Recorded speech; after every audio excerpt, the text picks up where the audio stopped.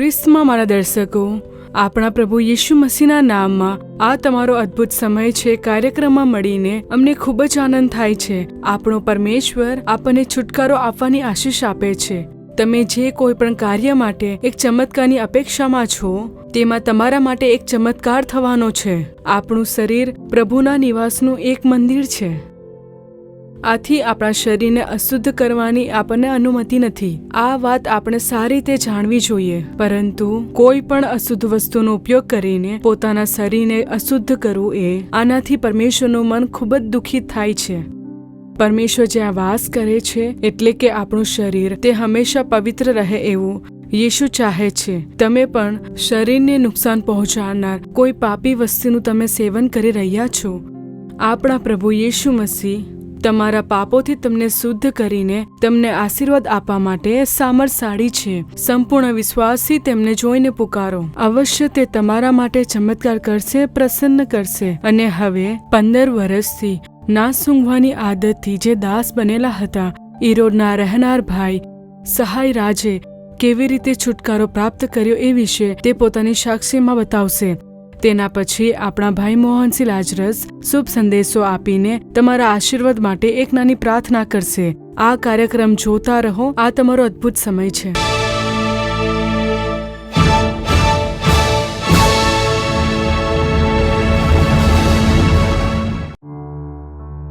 મારું નામ છે સહાયરાજ. ઈરોડ જિલ્લામાં રહું છું. ત્યાં હું એક હોટલ ચલાવું છું. મારા લગ્ન થઈ ગયા છે. મારા એક દીકરી છે, તે 12મા ધોરણમાં ભણે છે. 15 વર્ષથી હું નાસ સૂંઘતો હતો. તીરપુરના એક બનિયન કંપનીમાં હું કામ કરતો હતો. હું નશા કરવા માટે નાકથી નાસ સૂંઘ્યા કરતો હતો. અને લોકો મને કહ્યું કે આ કરવાથી તારા નાકમાં ધૂળ જમી જશે. પણ ધીરે ધીરે મને તેનું આદત થઈ ગયું. 15 વર્ષથી હું કરું છું. એક દિવસમાં 15 થી 20 વાર હું કરતો હતો. ઘરમાં ઓશિકાની નીચે, ટીવીની પાસે, બાથરૂમમાં નાસ છુપાઈને રાખતા હતા. એમ જ જયારે વાત કરતો હતો ત્યારે એકદમ અજાણ્યા બનીને હું આવી રીતના સૂંઘીને વાત કરતો હતો. બસમાં જતો હતો ત્યારે નાસ સૂંઘીને કોઈને ખબર નહીં પડે, આમ આ પ્રકાર નીચે ઝૂકીને નાસ સૂંઘીને એવી રીતનો ઉભો રહેતો કે કોઈને કઈ ખબર ના પડે. જ્યારે પણ જુઓ, પૂરા ઘરના અંદર નાસની દુર્ગંધ આવતી હતી. ગુસ્સાથી પણ સાંભળતા ન હતા. નાસનો સૂંઘું તો એકદમ ઉદાસ થઈ જતો. એકદમથી મારું મૂડ આઉટ થઈ જતું. એવું લાગતું હતું કે કઈ કમી લાગતું હતું. બિલકુલ એક્ટિવ ના રહી શકતો હતો. નાઈને આવીને તરત જ નાસ સૂંઘતો. ચાય કે નાસ્તા કરું તરત જ પછી નાસ સૂંઘતો હતો.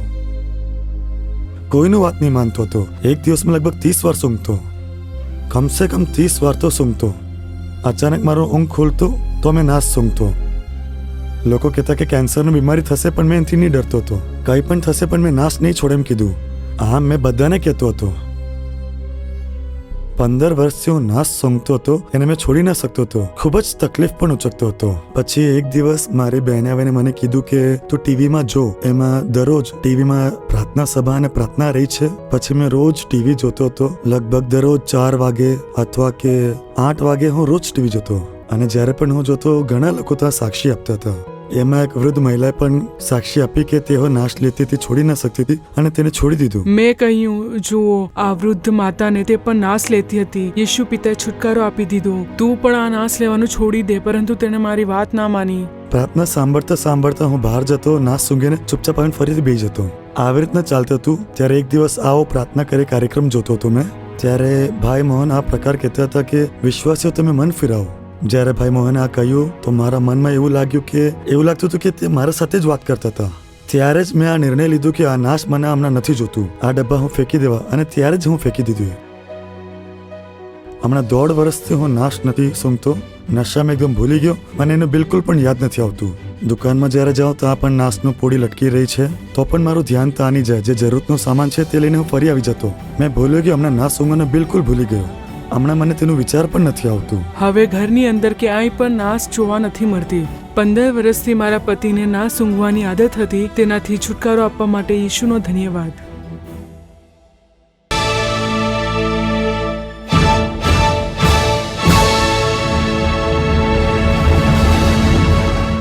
મારા વાલા પ્રિયો, ઈસુ ખ્રિસ્તના નામથી તમારું હાર્દિક સ્વાગત છે.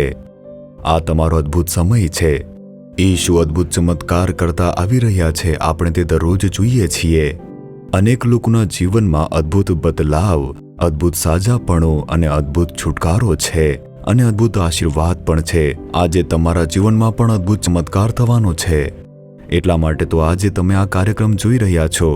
તમે ભલે કોઈ પણ હોવ, તમે ખ્રિસ્તી હોઈ શકો છો, બિન ખ્રિસ્તી હોઈ શકો છો. ઈશુ ખ્રિસ્ત ધર્મ જાતિથી અપાર છે. ઈશુ કહીને જ્યારે તમે પોકાર કરો છો ત્યારે તમે જે માંગશો તે તમને આપીને પ્રસન્ન કરશે. તો ખૂબ જ ધ્યાનથી આ સાંભળજો, પછી આપણે પ્રાર્થના કરીશું. એક ભાઈ છે, તેમના જીવનમાં જે ઘટિત થયું તેમણે તે પોતે કહ્યું ને. સહાય રાજ નામના એક ભાઈ, નાસ સૂંઘવાની એક આદત 15 વર્ષથી, એટલે કે કોઈક પાપ એવા હોય છે જેને આપણે વિચારીએ છીએ કે આનો માત્ર હું ઉપયોગ કરું છું, મને આની ઈચ્છા થાય છે એટલે હું ઉપયોગ કરું છું. બીજાઓ પાસેથી મેં કંઈ ચોરી કરી નથી, મેં બીજાઓની વસ્તુઓ લીધી નથી, તેનાથી કોઈને કંઈ નુકસાન નથી, હું મારા માટે આ કરી રહ્યો છું એટલા માટે આ પાપ નથી. આવી રીતે વિચારે છે. હું લાંચ લઈશ તો કોઈ બીજાને નુકસાન થશે, હું કદાચ ચોરી કરીશ તો બીજાને નુકસાન થશે, હું હત્યા કરીશ તો બીજાને ક્ષતિ પહોંચશે. તે તો નથી કર્યું ને. મારી પોતાની ઈચ્છા થાય છે એટલા માટે હું નાશ લઉં છું અથવા દારૂ પીવું છું. આવી આદત, દરેકની અંદર આવી કોઈ આદત હોય જ છે. આને આપણે સામાન્ય વાત સમજીએ છીએ, એટલે કે બીજા લોકોને નુકસાન પહોંચાડશું તો જ તે પાપ છે, બાકી કશું પાપ નથી. આવી રીતે આપણે વિચારતા હોઈએ છીએ. તમારા શરીરને ક્ષતિ પહોંચે છે. તમારું શરીર, જ્યારે તમે બીડી સિગરેટ પીવો છો અથવા જ્યારે નાશ લો છો અથવા તો જ્યારે દારૂ પીવો છો ત્યારે તમારા શરીરને નુકસાન થાય છે ને. આ આપણે છુપાવી શકતા નથી. તમારા શરીરને જો કોઈ નુકસાન થાય છે તો પ્રભુ તમારા ઉપર દુઃખ લઈને આવશે. આ હું શું બોલી રહ્યો છું આમ વિચારો છો? પવિત્ર બાઇબલની અંદર 1 કોરિન્થીઓ તેનો 3 અધ્યાય તેની 16મી કલમ તમે જુઓ. તમે ઈશ્વરનું મંદિર છો અને ઈશ્વરનો આત્મા તમારામાં વસે છે. એ વાતની શું તમને ખબર નથી? જો કોઈ ઈશ્વરના મંદિરનો નાશ કરે તો ઈશ્વર પણ તેનો નાશ કરશે, કારણ ઈશ્વરનું મંદિર પવિત્ર છે અને એ મંદિર તમે પોતે જ છો. કેમ આપણા શરીરને નુકસાન ન પહોંચવું જોઈએ? આજે આપણા શરીરને નુકસાન પહોંચાડવાવાળા ઘણા બધા પાપો છે. કેટલાક પાપો આપણી આત્માને ક્ષતિ પહોંચાડે છે. તે આત્મામાં પાપ દાગ લગાવી દે છે અને તેનાથી નુકસાન થાય છે. કેટલાક પાપો એવા હોય છે જે શરીરની અંદર ક્ષતિ પહોંચાડે છે. કેટલાક પાપ આપણી આત્માની અંદર આત્માને નુકસાન પહોંચાડી દે છે અને તે ગંદકી ઉત્પન્ન કરે છે. તેમાંથી કંઈ પણ નુકસાન થયું તો આપણી શાંતિ અને આશીર્વાદ છીનવાઈ જાય છે. એટલા માટે તો પવિત્ર બાઇબલના વચનોને ધ્યાનથી વાંચવું જોઈએ. હવે અહીં જુઓ, એક ભાઈ 15 વર્ષથી નાશનું સેવન કરી રહ્યો હતો. તેનાથી નુકસાન કોને થાય છે? બીજાઓને નથી થતું એમ વિચારી શકીએ છીએ, પરંતુ શરીરને નુકસાન થાય છે ને. તે તો પરમેશ્વરનું મંદિર છે ને. ચર્ચમાં જતા વખતે શું નાશનો ઉપયોગ કરીને જશું? અથવા વિચારશો આ તો ચર્ચ છે, અહીં નાશ લેવો છો, અહીં સિગરેટ પી રહ્યા છો, આવું કોઈ પણ હશે તો તેને ત્યાંથી ભગાવી દેશે ને. એનો અર્થ છે કે આરાધનાલયમાં પરમેશ્વરની ઉપસ્થિતિ છે. અહીં સિગરેટ પીવી નહીં, ના સૂંઘવું નહીં, આવા પ્રકારના પાપો ન કરવા જોઈએ. તો પ્રભુ કહી રહ્યા છે તે મંદિર તમે છો, હું તમારી અંદર વાસ કરું છું, હું તમારી અંદર જ રહું છું. તો તે હંમેશા આપણી અંદર જ રહે છે. તો શું આ મંદિરને આપણે ગંદુ કરવું જોઈએ? આપણે આપણા કામોથી જે શરીર એક મંદિર છે તેને ગંદુ કરીશું તો તે પરમેશ્વરના વિરોધનું કાર્ય છે. તો આવા પાપોથી આપણે પોતાનું મન ફરાવવાનું છે અને તે પ્રભુનું વચન કહે છે. જરા વિચાર કરી જુઓ.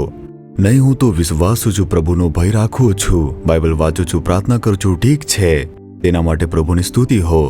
પરંતુ તમે તમારા શરીરને જે પ્રકારે ગંદુ કરી રહ્યા છો, શરીરને નુકસાન પહોંચે છે તેવી રીતે સિગરેટ પીવો છો. આ તમારી એક આદત છે. આ નાશ સૂંઘવાની આદત કેમ છે? તંબાકુવાળા પાન ખાવાની આદત કેમ છે?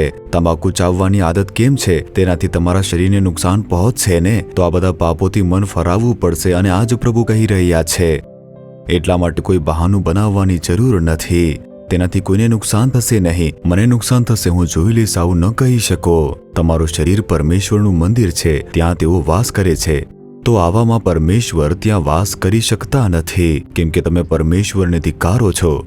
ત્યારે પ્રભુ ખૂબ જ દુઃખી થઈને આવે છે અને આપણને મળે છે અને આજે તમારી સાથે ભેટ કરે છે કે મારા પુત્ર, તારે આ પાપમાંથી છુટકારો મેળવવો પડશે. તે માટે તું બહાનું બનાવીને પોતાને સાચો ઠરાવવા માટે વિચારીશ નહીં. તું મન ફરાવીને મેલ મિલાપ કરશે તો હું છુટકારો અપાવીશ, આમ પ્રભુ કહે છે. કેટલીક વાર આવું થાય છે કે આપણે જે પાપ કરીએ છીએ તેમાં બહાનું બનાવીએ છીએ. આજના સમયમાં તે વગર રહી શકાતું નથી. લાંચ લીધા વગર કોણ રહી શકે છે? તે માટે આજના સમયમાં તે સિવાય રહી શકાતું નથી. આવા પ્રકારની વાતો લોકો પોતાના જીભોથી ભૂલતા રહે છે અને તે ખૂબ જ સંકટની પરિસ્થિતિઓ લઈને આવે છે.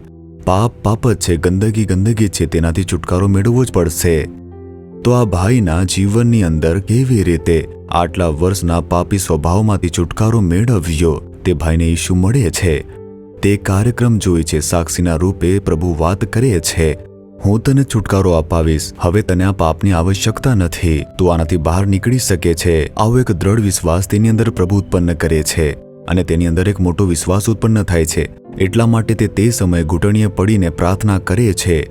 ઈસુના નામે છુટકારા માટે, આશીર્વાદ માટે પ્રાર્થના કરે છે અને તે પ્રાર્થનાનો ઉત્તર તેને આપવામાં આવ્યો.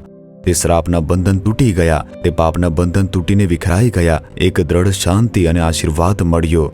આજે પ્રભુ આજ તમારા માટે કરવાના છે અને એ જ કરવા માટે તે આવ્યા છે. શું તે કરી શકે છે? હા, કરી શકે છે. તેમના માટે કોઈ પણ કાર્ય તે કઠિન નથી. તમે વિચાર કરી જુઓ. હવે પવિત્ર બાઇબલના વચન અનુસાર તમારું શરીર પરમેશ્વરનું મંદિર છે ને, તો પરમેશ્વર આવીને તેમાં વાસ કરવા જોઈએ ને. સિગરેટ પીશો તો શું પરમેશ્વર આવીને તેમાં રહી શકશે? ના સૂંઘતા રહેશો તો શું પરમેશ્વર આવીને રહી શકશે? તો પાપના કેટલાક કાર્યો આપણી અંદર જ આપણે રાખીને કહીશું કે પરમેશ્વર મારી અંદર આવો તો તે આવી શકશે નહીં. તેથી તમારે તે સ્થાન શુદ્ધ રાખવું પડશે, પવિત્ર રાખવું પડશે. જે કાર્ય પરમેશ્વરને પસંદ નથી તેને દૂર રાખવું પડશે. તો જ પરમેશ્વર ત્યાં વાસ કરીને તમારી પ્રાર્થનાનો ઉત્તર આપી શકશે. તો હવે શું કરશું? પ્રભુ, જે તમને પસંદ નથી તેવું મને કશું જોઈતું નથી. તમને જે પસંદ છે તેવું જ કાર્ય કરીશ, એવી કૃપા મારા ઉપર કરો. આ પાપના કાર્યો, શ્રાપના કાર્યો બધું જ મારા જીવનથી દૂર થઈ જાય. જ્યારે તમે પ્રાર્થના કરશો તો એક અદ્ભુત બદલાવ થશે અને એક આશીર્વાદ પરમેશ્વર તમને આપશે. તો હવે આપણે તે માટે પ્રાર્થના કરીશું. પરંતુ તેની પહેલા એક વાત જાણી લો કે આનાથી આપણને છુટકારો અપાવવા માટે પરમેશ્વરે સ્વયં પોતાના જીવનનું બલિદાન ચઢાવવા માટે મેલમિલાપ કર્યું. તે વધસ્તંભ પર લહુ વહાવીને મરી ગયા. શા માટે? તે માટે કે ઈસુ ખ્રિસ્તનું રક્ત સમસ્ત પાપોને ધોઈને શુદ્ધ કરે છે. સમસ્ત પાપોને કોઈ પણ પાપ કેમ ન હોય, તમને ક્ષમા કરીને, તેને શુદ્ધ કરીને તમને આશીર્વાદ આપવાનું સામર્થ્ય પરમેશ્વર પાસે છે. તો હે પ્રભુ, મને શુદ્ધ કરો, મને આશીર્વાદ તમે આપો. આ સંકટની પરિસ્થિતિમાંથી છુટકારો અપાવો. આવી રીતે પ્રાર્થના કરશો તો પ્રભુ તમને છુટકારો આપીને આશીર્વાદ આપવા માટે સામર્થ્યશાળી છે. તો પ્રભુ પાસે તમારે માંગવું પડશે. ખુલ્લા હૃદયથી જોરથી કહો, હે પ્રભુ, હું તમારા પર વિશ્વાસ રાખું છું, હું તમારી પાસે જ તો આવી શકું છું. આવી રીતે બોલીને પ્રભુને પ્રાર્થના કરો. અદ્ભુત બદલાવ થતા તમે જોવાના છો. હવે તે માટે જ આપણે પ્રાર્થના કરવાના છીએ. વિશ્વાસીઓ પ્રાર્થનામાં જે માંગશે તેમને તે મળશે. એટલા માટે વિશ્વાસથી પ્રાર્થના કરવાની છે. છુટકારો, સાજાપણું, આશીર્વાદ માટે વિશ્વાસથી સારી રીતે સમજીને પ્રાર્થના કરવાની છે. આપણે પ્રાર્થના કરીશું, પ્રભુ આજ સમયે એક ચમત્કાર કરવાના છે. આવી રીતે જ આંખ બંધ કરો. જે બીમાર છે બીમારીના સ્થાને હાથ મૂકો અથવા પોતાના હૃદય ઉપર તમે હાથ મૂકો. ઈસુ ખ્રિસ્તના નામે ચમત્કાર થાય આ અપેક્ષાની સાથે પ્રાર્થના કરો. પ્રભુ ચમત્કાર કરવાના છે. પરમેશ્વર પિતા, આ ભાઈ, આ બહેન પૂર્ણ વિશ્વાસથી સ્વયં સમર્પિત થઈને પ્રાર્થના કરી રહ્યા છે. હે પ્રભુ, પોતાના રક્તથી ધોઈને શુદ્ધ કરી નાખો. જે પણ ગંદકી છે તેને દૂર કરી નાખો. હે પ્રભુ, આ લોકો તમારા સમક્ષ ઊભા છે. તેમને સમજ પડતી નથી કે શું કરવાનું છે. તમે તમારા રક્તના સામર્થ્યથી સ્પર્શી રહ્યા છો. તેમને છુટકારો પ્રાપ્ત થાય તેઓ તમને મળી રહ્યા છે. પ્રભુનો હાથ સ્પર્શી રહ્યો છે. છુટકારો અપાવવાવાળા પ્રેમની સ્તુતિ થાવ.